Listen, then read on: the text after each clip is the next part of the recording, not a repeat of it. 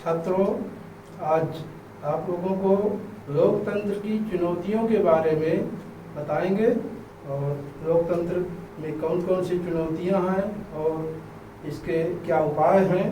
तो समकालीन विश्व में लोकतंत्र शासन का प्रमुख रूप है, जिसे प्रत्येक गंभीर चुनौतियों का सामना करना पड़ता है। इस अध्याय में इस प्रकार की जो भी हमारे सामने चुनौतियां हैं और उसका हम अध्ययन करेंगे और उनके सुधारों के बारे में भी, उसके क्या उपाय हैं, क्या विकल्प हैं, उसको हम बताएंगे। तो पहला पॉइंट है चुनौतियों की अवधारणा। समकालीन विश्व में और अपने भी देश में तमाम ऐसी चुनौतियां हैं और लोकतंत्र में इन चुनौतियों को हमें सामना करना पड़ता है और जो भी चुनौतियां हैं इसका विकल्प सरकार, नागरिक जो है हमारे देश की, हमारे संविधान के तहत सरकार का चुनाव करते हैं और चुनाव करने के बाद खुद पूरे देश के नागरिक, पूरे देश की जनता उसमें चुनाव में, राजनीति में प्रतिनिधित्व करती है। हम लोगों के बीच के ही लोग वहाँ पर सत्ता में भागीदारी करते हैं और जो भी नागरिकों की हमारे देश में या समस्याएं हैं उनको पूरा करने के लिए तमाम ऐसे उपाय किए जाते हैं जिससे उसका समाधान हो सके। तो लोकतंत्र को मिलने वाली चुनौतियों किसी साधारण समस्या नहीं है, ये बहुत ही महत्वपूर्ण समस्या होती है और इन समस्याओं को दूर करने के लिए हमको प्रयास करना चाहिए और सरकार को भी सहयोग करना चाहिए कि हमारे नागरिकों की क्या समस्याएं हैं, कौन सी महत्वपूर्ण समस्याएं हैं, उसको निपटाना चाहिए। साधारणतः सरकार कठिनाइयों को गंभीरता से नहीं लेती और जबकि समाधान करने के लिए उसको गंभीरता से जनता की समस्याओं को, जनता की कठिनाइयों को निपटारा करना चाहिए और उसमें जो है समाधान करना चाहिए। दूसरे शब्दों में चुनौती एक कठिनाई है जो स्वयं की प्रगति के लिए अवसर प्रदान करती है और उसको जो है अवसर प्रदान करने के साथ साथ उसका निवारण भी करना है और निवारण सरकार के द्वारा होता है। तो सरकार जो है उसका जब निवारण करती है तो इससे सरकार को जो चुनौती मिलती है उस समस्या का समाधान होता है, तो सरकार की प्रगति का भी एक मार्ग प्रशस्त होता है। सरकार समस्याओं को अपने ढंग से उसका निराकरण करे। जब लोग एक चुनौती पर नियंत्रण कर देते हैं, इसके पश्चात वे पहले की तुलना में एक उच्च स्तर तक अपने कार्यों में सफलता प्राप्त करते हैं और विभिन्न देशों में और सरकार की चुनौती तथा चुनौतियों का सामना करना पड़ता है और मुख्यतः ये चुनौतियाँ 3 प्रकार की हैं जो मुख्य रूप से हैं। तो इसमें पहली चुनौती है नंबर 1, बुनियादी आधार बनाने की चुनौती। पहला पॉइंट इसमें तो पहली चुनौती है बुनियादी आधार बनाने की चुनौती। दुनिया के लगभग 1/4 देशों में लोकतंत्र नहीं है और ये एक बहुत बड़ी समस्या है। वहाँ पर या तो सैनिकों का शासन है या तानाशाही व्यवस्था है। तो लोकतंत्र एक सरकार, अच्छी सरकार की पहचान है, विकासशील देशों की पहचान है और इससे हमारे देश का और तमाम ऐसे देश हैं जहाँ पर लोकतांत्रिक सरकार है और सरकार चलाने के लिए बहुत सी चुनौतियां हैं। तो इसमें सबसे पहला आधार है बुनियादी आधार बनाने की चुनौती और इन क्षेत्रों में लोकतंत्र के लिए बहुत ही मुश्किल चुनौतियां हैं। इन देशों में लोकतांत्रिक व्यवस्था की ओर जाने और लोकतंत्र सरकार गठित करने के लिए उचित बुनियादी आधार बनाने की चुनौती है। जैसे ऐसे स्थानों पर गैर लोकतांत्रिक शासन व्यवस्था है जो सरकार में जिनको भागीदारी नहीं मिलती, वहाँ पर लोकतंत्र नहीं है, और वहाँ पर या तो तानाशाही है या राजतंत्र है, या तमाम ऐसे देश हैं जैसे नेपाल है। नेपाल में जो है पहले राजतंत्र था, अब जो है प्रजातांत्रिक सरकार है इस समय, और प्रजातांत्रिक सरकार वहाँ पर शासन कर रही है, लेकिन पहले वहाँ राजतंत्र था। और एक ये भी है कि नेपाल कभी गुलाम नहीं रहा। विश्व में तमाम ऐसे देश थे जो कि गुलाम थे दूसरे देश पर, दूसरा देश उस पर शासन किया है, लेकिन नेपाल ऐसा देश है जहाँ की कभी गुलाम नहीं रहा। ये बहुत ही महत्वपूर्ण बात है। और इसके बाद दूसरी चुनौती है विस्तार की चुनौती। दूसरी समस्या लोकतंत्र में है कि अधिकांश लोकतांत्रिक सरकारें इस चुनौती का सामना करती हैं, और इसमें सभी क्षेत्रों में लोकतांत्रिक सरकार के मूलभूत विभिन्न सामाजिक समूहों और विभिन्न संस्थानों को लागू करना शामिल है। स्थानीय सरकारों को अधिक शक्ति सुनिश्चित करने और महासंघ की सभी इकाइयों के लिए संसदीय सिद्धांत का विस्तार करने के लिए महिलाओं और अल्पसंख्यकों को इसमें जो है महत्वपूर्ण जो इनकी समस्याएं हैं इनको निपटाने के लिए सरकार को ध्यान देना चाहिए।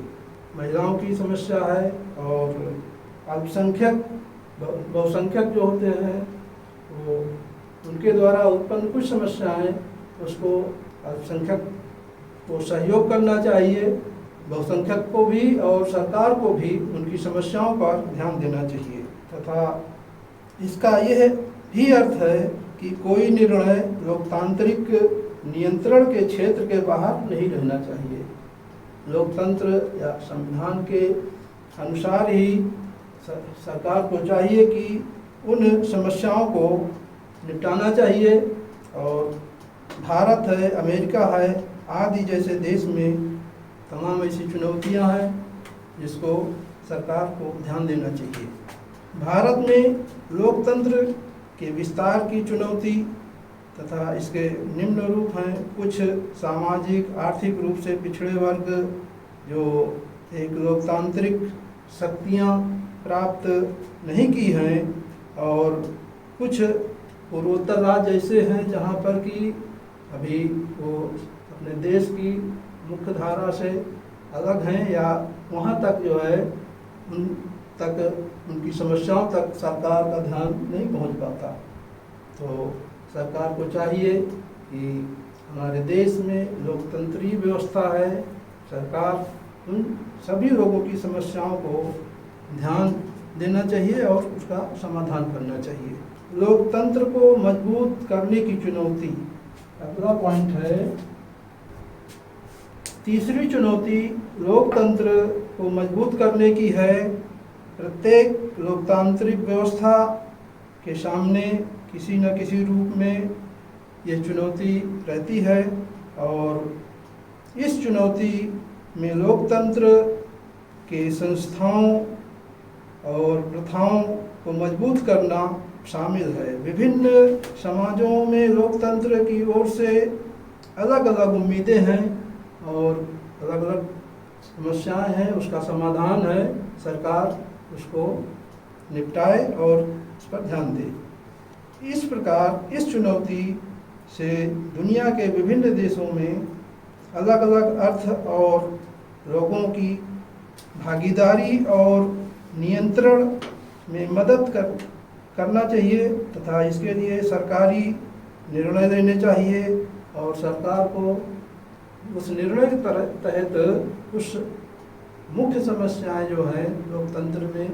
जो भी हमारी आवश्यकताएं हैं हमारे नागरिकों की, उनको पूरा करना चाहिए तथा इसके लिए सरकारी निर्णय लेने में अमीर और शक्तिशाली लोगों के नियंत्रण और प्रभाव को कम करना चाहिए।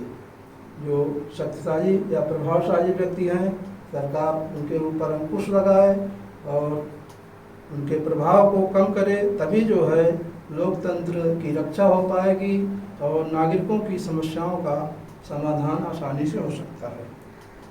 इस प्रकार यह स्पष्ट है कि विभिन्न देशों को लोकतंत्र के लिए विभिन्न प्रकार की चुनौतियों का सामना करना पड़ता है।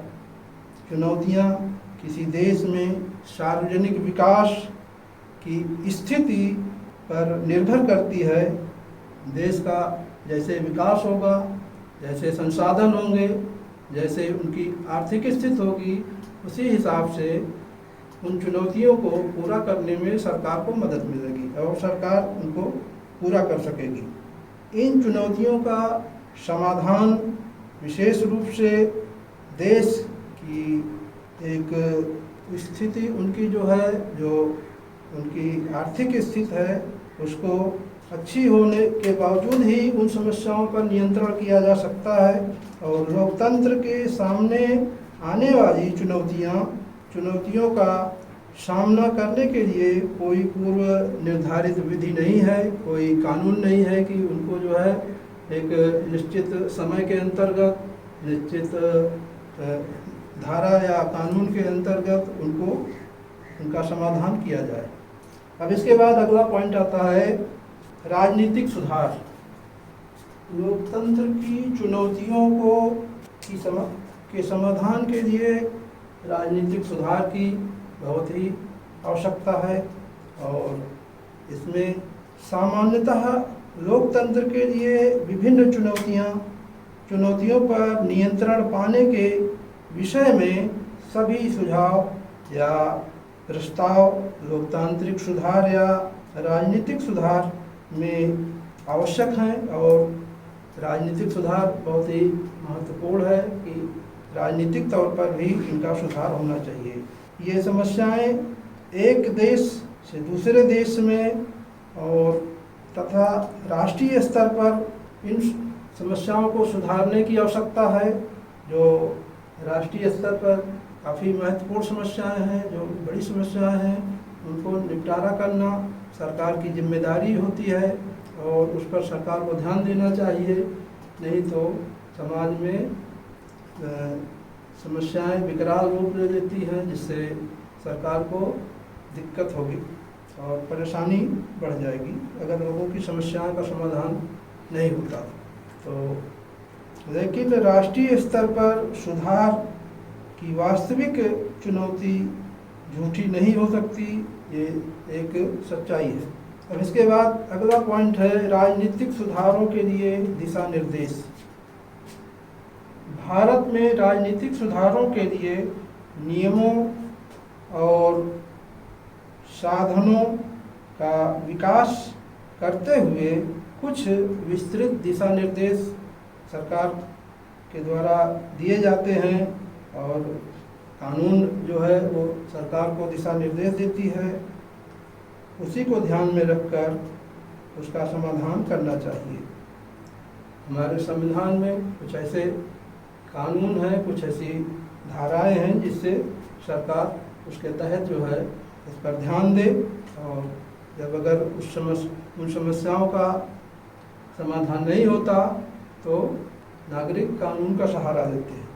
कानून को राजनीतिक सुधार में महत्वपूर्ण कानून की भूमिका है और कानून में सावधानी पूर्वक किए गए परिवर्तन गलत राजनीतिक प्रथाओं को हतोत्साहित करने के लिए अच्छे लोगों को लोकतंत्र में प्रोत्साहित करने का एक सरकार का सुझाव रहता है कि अच्छे लोग जो है उसमें अपना सुझाव दे सकते हैं कि इन चुनौतियों का समाधान कैसे हो और इन पर कैसे इसको जो है हल किया जाए।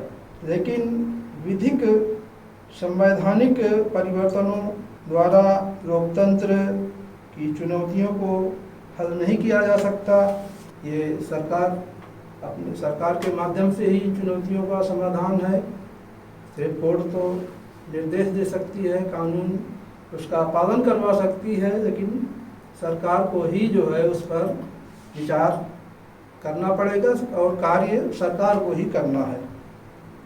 उदाहरण के लिए जैसे खेल में, क्रिकेट में LBW का निर्णय नियमों के तहत नियमों में बदलाव हुआ है कि नकारात्मक बैटिंग, जो प्लेयर नकारात्मक बैटिंग करता है उसका जो है इसमें एक कानून बना है जिससे इसकी रणनीति में इसमें मदद करने में, क्रिकेट की गुणवत्ता में सुधार करने में मदद मिली है।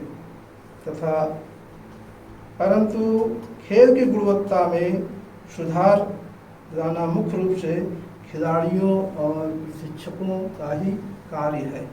इसी प्रकार राजनीतिक कार्यकर्ताओं, पार्टियों और आंदोलनों राजनीतिक रूप से जागरूक नागरिकों को लोकतांत्रिक सुधारों को पूरा करना चाहिए। और अगला वो है, नंबर 2 है कि किसी भी कानूनी परिवर्तन को सावधानी पूर्वक देखना चाहिए कि इसका राजनीति पर क्या परिणाम होगा, और कभी कभी परिणाम विपरीत होते हैं। जैसे कि कोई भी कानून सरकार पास कर देती है और कुछ राज्यों में जैसे महिलाओं के लिए या नागरिकों के लिए जो कानून है कि पंचायत चुनाव या स्थानीय चुनाव में जिनके 2 बच्चे हैं, 2 बच्चों से जिनके ज़्यादा हैं वो चुनाव में भाग नहीं ले सकते। लेकिन वहाँ पर सरकार ने कुछ ऐसे नियम बनाए, सरकार ने कानून तो अच्छा लाया, लेकिन उनसे जो है कुछ नागरिक वंचित रह जाएंगे भाग लेने में चुनाव में, और उनका जो है अहित होगा, वो उसमें भाग नहीं ले सकते। तो इसलिए सरकार तो अपने हिसाब से लोकतंत्र में अच्छे कानून लाती है, लेकिन कहीं ना कहीं उसका जो है बुरा असर देखने को मिलता है। नंबर 3, सुधार मुख्यतः राजनीतिक दल ही करते हैं, इसलिए राजनीतिक सुधारों का मुख्य लक्ष्य लोकतांत्रिक व्यवस्था को मजबूत करने के तरीकों पर होना चाहिए और सामान्य नागरिक द्वारा राजनीतिक भागीदारी की गुणवत्ता में वृद्धि और सुधार करने के लिए इसे विशेष ध्यान रखना चाहिए। और नंबर 3 है, राजनीतिक सुधारों के लिए किसी भी प्रस्ताव पर केवल यह विचार करना चाहिए कि एक अच्छा समाधान उसका निकले, और बल्कि इसके बारे में भी विचार करना चाहिए कि कौन इसे और कैसे लागू किया जाए। सरकार ने एक अभी 2005 में कानून पास किया है जो सूचना का अधिकार, सूचना के अधिकार में सर्वश्रेष्ठ राजनीतिक सुधार का एक उदाहरण है। और सबसे अच्छे कानून वे हैं जो लोगों को राजनीतिक सुधारों को पूरा करने के लिए, इसमें जो है सरकार से जानकारी कोई भी व्यक्ति मांग सकता है, उसका अधिकार है।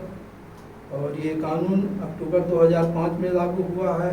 तो इसमें हम कोई भी किसी भी विभाग में जाके सूचना मांग सकते हैं कि कहीं कोई भ्रष्टाचार तो नहीं हुआ, कहीं कोई इसमें घोटाला तो नहीं हुआ है, और इसकी हम जानकारी सरकार देने के लिए बाध्य है। और जो भी विभाग अधिकारी हो या चाहे सरकार हो, इसको इस कानून के तहत सूचना मांग सकता है और उसका जवाब भी देना पड़ता है। तो अगला पॉइंट है इसमें, जिसके बाद लोकतंत्र को पुनः परिभाषित करना। लोकतंत्र की परिभाषा को पुनः परिभाषित किया जा सकता है यदि निम्नलिखित योग्यताओं को इसे सम्मिलित किया जाए तो जैसे लोगों द्वारा चुने हुए शासक ही संपूर्ण मुख्य फैसले लें। जो लोगों द्वारा चुने गए हैं, जो सत्ता तक पहुँचे हैं, प्रशासन तक पहुँचे हैं, वो नागरिकों के जो है नागरिकों की समस्याओं को अच्छे ढंग से समाधान और उस पर अमल करें तथा उसका निदान ढूंढें। और वर्तमान शासकों को बदलने के लिए उचित विकल्प और अवसर मिलना चाहिए।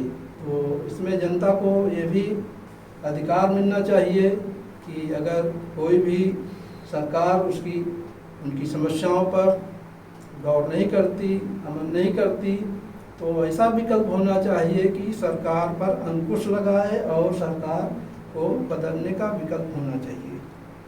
तथा एक आधार पर सभी लोगों के लिए इसका समाधान होना चाहिए। और इसके बाद विकल्प चुनने के लिए इस माध्यम से ऐसी सरकार का गठन होना चाहिए जो संविधान की बुनियादी नियमों और नागरिकों के अधिकार को मानते हुए कार्य करे और इस पर जो है उसका निर्णय ले। लोकतंत्र अपने नागरिकों को कुछ राजनीतिक, सामाजिक और आर्थिक अधिकार प्रदान करता है। लोकतंत्र में सरकारी और सामाजिक समूहों के मध्य सत्ता की साझेदारी करना आवश्यक है, क्योंकि यह लोकतंत्र में ही संभव है।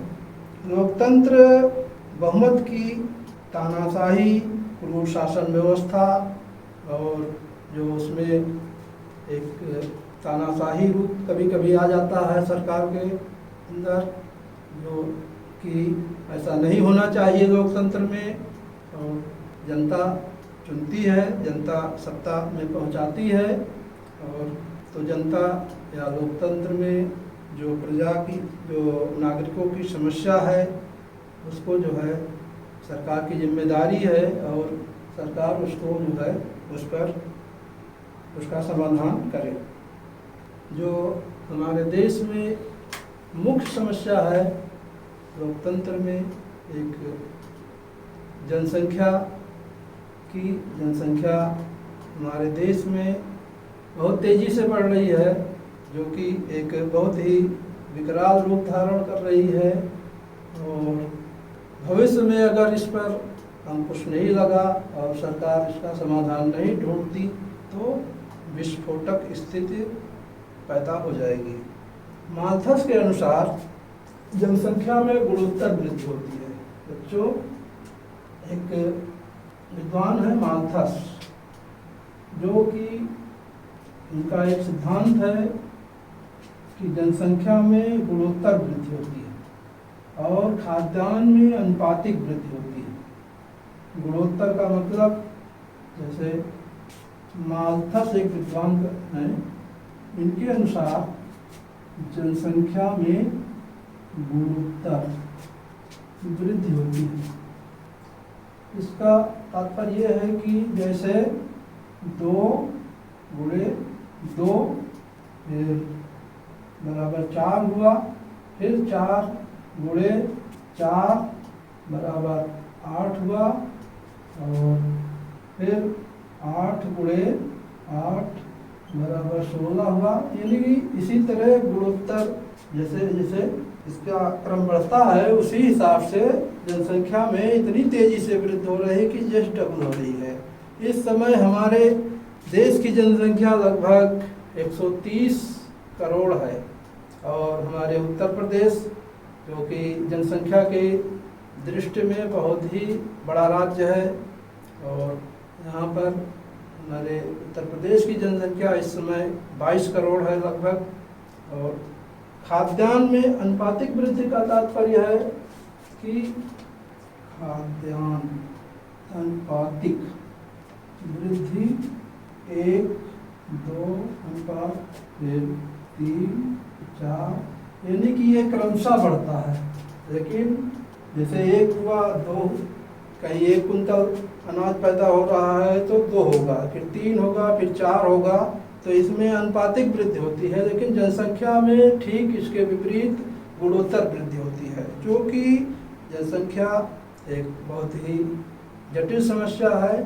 देश के लिए संसाधन हमारे सीमित हैं, जो भी सरकार स्वास्थ्य है, शिक्षा है और तमाम पेयजल की समस्या है, जो भी सरकार व्यवस्था करती है विद्युतीकरण की, लेकिन जब जनसंख्या हमारी इतनी तेज़ी से जनसंख्या में वृद्धि होती रहेगी तो इसका समाधान सरकार नहीं कर पाएगी या कोई भी नहीं कर पाएगी, चाहे जो भी सरकार हो, उसका निराकरण करने में असमर्थ रहेगी। संसाधन हमारे सीमित हैं, आवश्यकताएं अनंत हैं, तथा लोकतंत्र में भी इसका जो है एक समाधान करने के लिए सबसे आवश्यक है कि जनसंख्या नियंत्रण, और सरकार शायद अभी न्यूज़ में सुनाई भी पड़ रहा है कि कुछ ऐसा कानून लाएगी अपने खास करके उत्तर प्रदेश में, जिससे कि 2 ही बच्चे लोगों के पास हों, 2 बच्चों पर परिवार नियोजन करें, जिससे कि सरकार को या हमारे समाज को तमाम समस्याओं से जो है निजात मिल सके, और इसमें जो है इसका समाधान सरकार के लिए संसाधन जुटाने में भी आसानी रहेगी, और हम नागरिकों के लिए या हमारे देश के नागरिकों के लिए भी सुविधा मुहैया हो पाए। तो बच्चों, यहीं पर हम जो है इस अध्याय को समाप्त करते हैं। धन्यवाद।